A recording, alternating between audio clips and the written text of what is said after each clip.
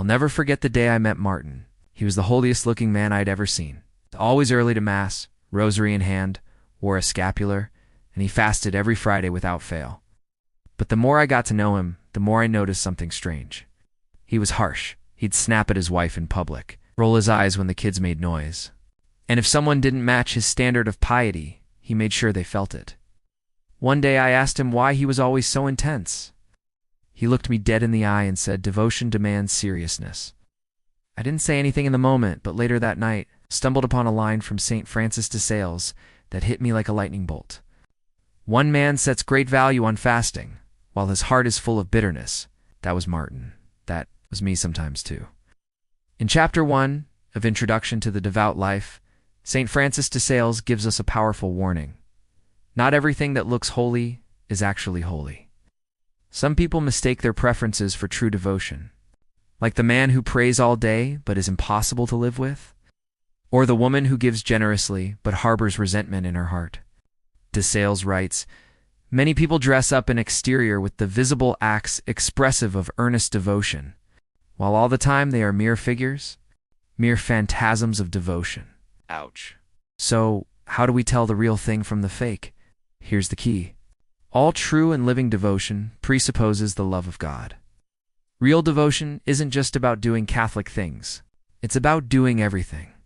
Prayer, fasting, almsgiving, giving with a heart that burns for God. De Sales says that love becomes grace when it first touches the soul. It becomes charity when it helps us act rightly.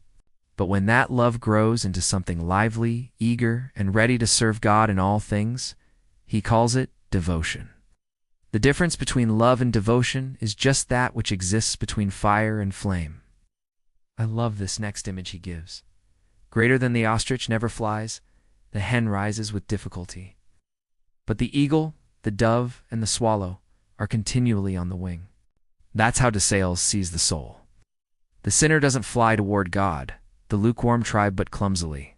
The truly devout, they soar. Not because they're perfect, but because they've surrendered.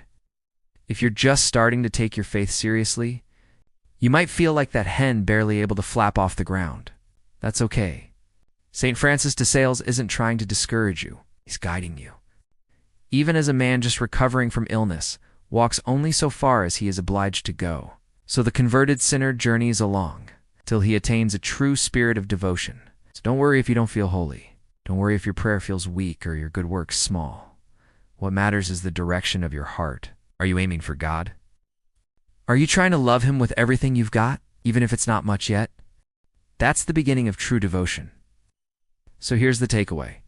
True devotion is not about doing more. It's about doing what you do with more love. If your heart is growing more patient, more forgiving, more humble, then, even if you stumble, you're becoming devout. And if you ever feel lost, just return to this simple prayer. Lord, help me to love you more and love myself less. St. Francis de Sales, pray for us. If you enjoyed watching this video, please remember to share, like, and subscribe.